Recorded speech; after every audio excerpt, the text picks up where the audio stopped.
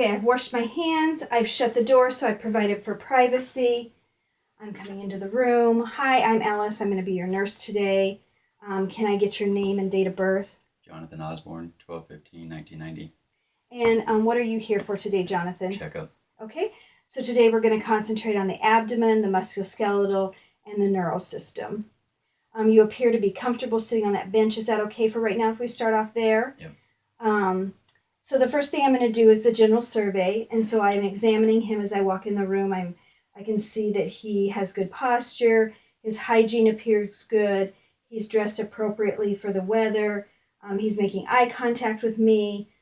So I don't have any concerns with his general survey. I'm going to do some vital signs on you.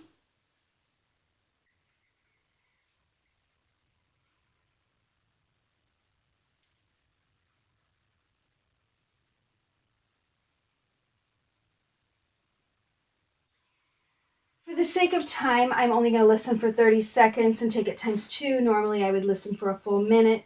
I got a heart rate of 96, which is normal, and a respiratory rate of 18, which is normal. I'm going to start off with the abdomen. So if you would hop up on the bed, I'm going to, and lift your shirt. The first thing I'm going to do is inspect his abdomen. And when you inspect the abdomen, you look from 2 different angles. So I'm going to look across from the side, and then I'm going to move to the head of the bed and examine it. And I see that his skin color is pale pink. It appears smooth. He does have some moles here. Have you had those for a while? Yeah. Have you noticed any changes with them? No. There is the normal hair growth from the umbilicus down, and that's normal for a male. I see there's a scar here on the mid-abdomen. What is that from? Hernia surgery. And how long ago was that? When I was 13. Any complications since the surgery with that? No. Okay, very good.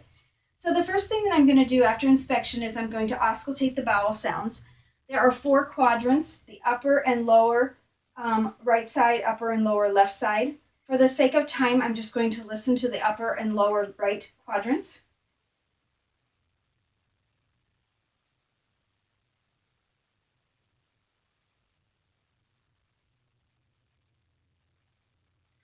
And I did hear active bowel sounds. If I did not hear any bowel sounds, I could listen from 4 minutes to 30 minutes to hear bowel sounds. The next thing I'm going to do is I'm going to auscultate for the vascular sounds. There are 7 spots. There are 3 on each side and 1 in the mid-abdomen. And I would hope to not hear any vascular sounds.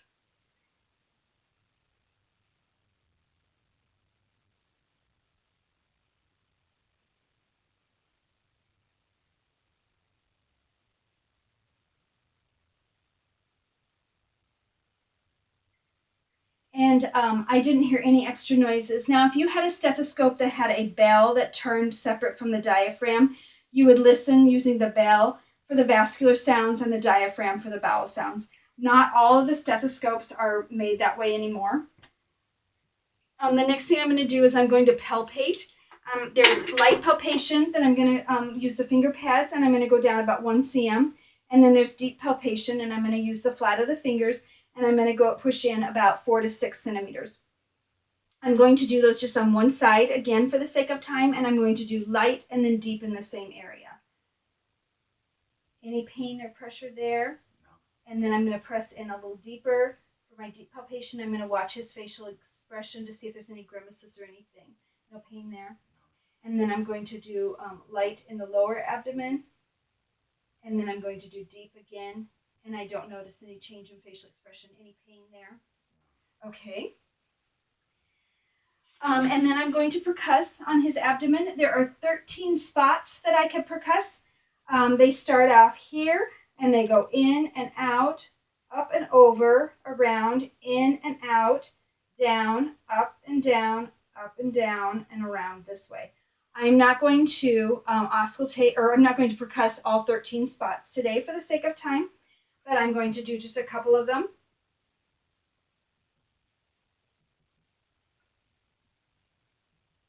And I would hear a tympany sound, which is normal, and that's what I would expect to hear in the abdomen. On the last part of the abdomen exam, I'm going to have you sit on the bench here, and I'm going to check your kidneys. I'm going to have you face that way so I can have you on the camera here. His kidneys should sit about right here and right here.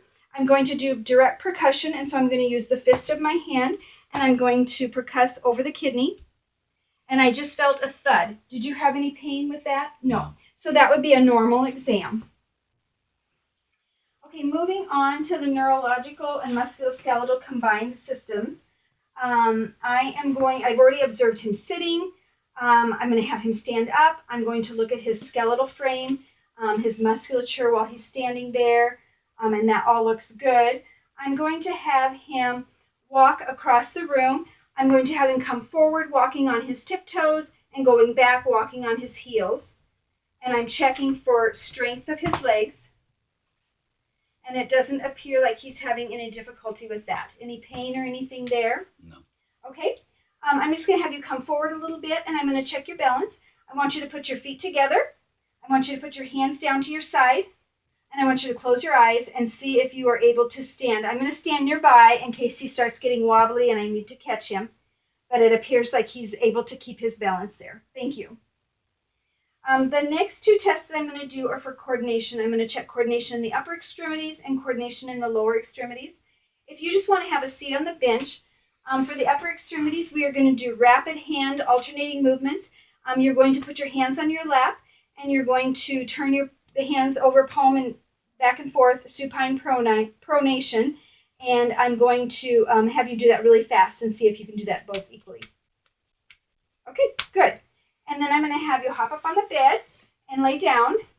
And I'm going to have you put the heel of one foot to the knee of the other foot. And then slide down to your heel.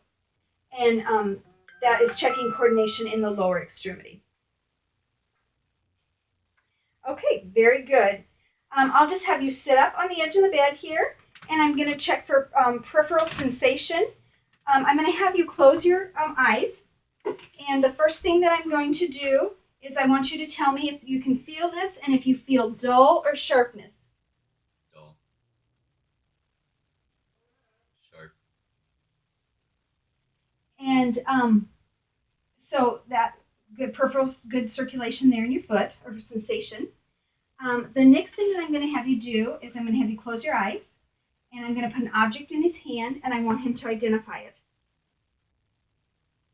Button. Okay, good. And then the last one that I'm going to do, I'm just going to have you turn to the side, and I'm going to draw on his back a letter or a number, and I want him to identify it with his eyes closed. J. Okay, good. All right, the last part of this exam, I'm going to examine your patellar reflex. And so while I'm here, I'm going to examine his knees. I don't see any fluid or swelling in either of his knees. Here is his patella bone. I'm going to use my stethoscope since I don't have a hammer here.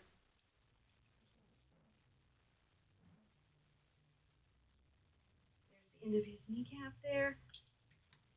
And there, I got a good patellar reflex. Okay, moving on to more of the cranial nerve musculoskeletal system. I have already inspected him standing, walking, sitting. So I'm going to inspect his face.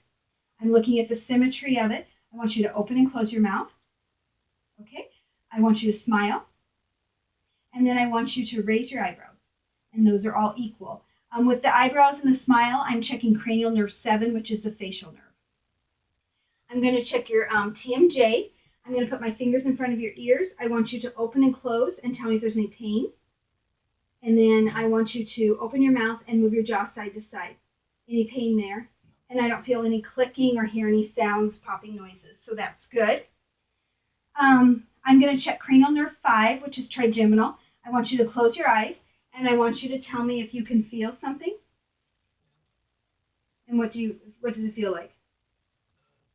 Okay. So that is cranial nerve 5. For cranial nerve 9 and 10, which is the glossopharyngeal and the vagus nerves, if I had a tongue blade, I would put the tongue blade in his mouth and say ah, and I would watch that uvula and the soft palate to make sure that both sides raise and lower equally. And then I would advance the tongue blade just a little bit and check for the gag reflex. I'm going to have him stick out his tongue for inspection, and then I want you to move it side to side. I want you to touch your tongue, or touch your nose, excuse me, and touch your chin with it. Okay? And that is checking cranial nerve 12, which is the hypoglossal. I want you to stick your tongue in your cheek, and I'm going to push, and I'm checking the strength of your tongue. Okay? Next, I'm going to look at your neck, and I'm going to palpate the posterior area of your neck. If you want to just come down on the bench for me again, and face the camera this way. So I am going to palpate along the spinal processes of the neck, and then I'm going to percuss. And when I percuss, I just tap at each one with one finger. And then I'm going to use the ulnar side of my hand along the edge. Any pain with any of that? No. Okay, good. So that was my palpation and my percussion of his posterior neck. The next thing I'm going to do, you can hop back up on the bed again. I'm going to move down to his shoulders.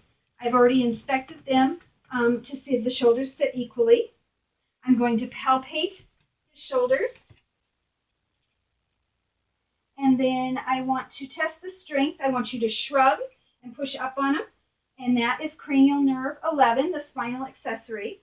I'm going to do some range of motion with your shoulders. I want you to put them towards your back. And then I want you to put it above your head. I want you to put it behind your head. And then behind your back. Any pain or problems doing any of those motions? No. Good. So that is your shoulders. Moving on to your wrists, hands, and fingers. I'm going to inspect your wrist. And again, I would normally do it on both sides, but I'm just checking one side. So I'm palpating your wrist. I'm palpating the joints of your hand. And then I'm going to palpate the joints of each finger. Okay. And the next thing I want you to do is some range of motion. I want you to put your hands up and down. And then I want you to put your fingers, spread them apart. Make a fist. I want you to touch each thumb to each finger and then to the base of the little finger. Okay? Good. The next thing I'm going to do is I'm going to examine your elbow. So I'm going to hold your elbow here like this, and I'm going to palpate around the elbow. Good. I don't feel any swelling or crepitus in there. I want you to do a little range of motion with your elbow. I want you to bring them up and down. And then I want you to turn your palms up and then down. And that's checking, again, that range of motion in the elbow there. Any pain with any of that? Good. I'm going to check your strength in your arms. And so I want you to put your arms straight out in front of me. I'm going to try to push down. Okay. And then I want you to make fists. And I'm going to try to pull them out. And I'm going to try to push them in. Okay. Good. There is a test that we can do for carpal tunnel. There's two different ones, and you can pick if you want to do the Phelan test or the Tyndall test. I'm going to do both of them just to demonstrate those. I'm going to have you put your hands together at the wrists here, like this. Normally, I would have him suspend his hands like this for a full minute, and if there was any tingling in the thumb, the first two fingers, or this half of the third finger, then that would be a positive Phelan's test for carpal tunnel. Any numbness or tingling there. And then the other one is the Tyndall test, and I would have him put his hand out like this, and I would tap along this nerve here, and if he felt any tingling or numbness, again, in that thumb, these first two fingers or half of this third one, any numbness or tingling along there. Okay, good. The next thing we're going to do, we're going to move down to your legs. We're just about done. We have the hips, knees, feet, and ankles to do yet here. So with that, I want you to lay down,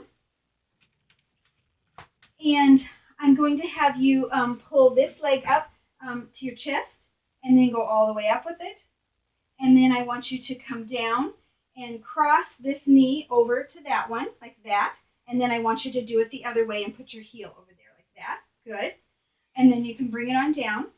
You can roll over onto your stomach, and I want you to lift that leg as much as you can.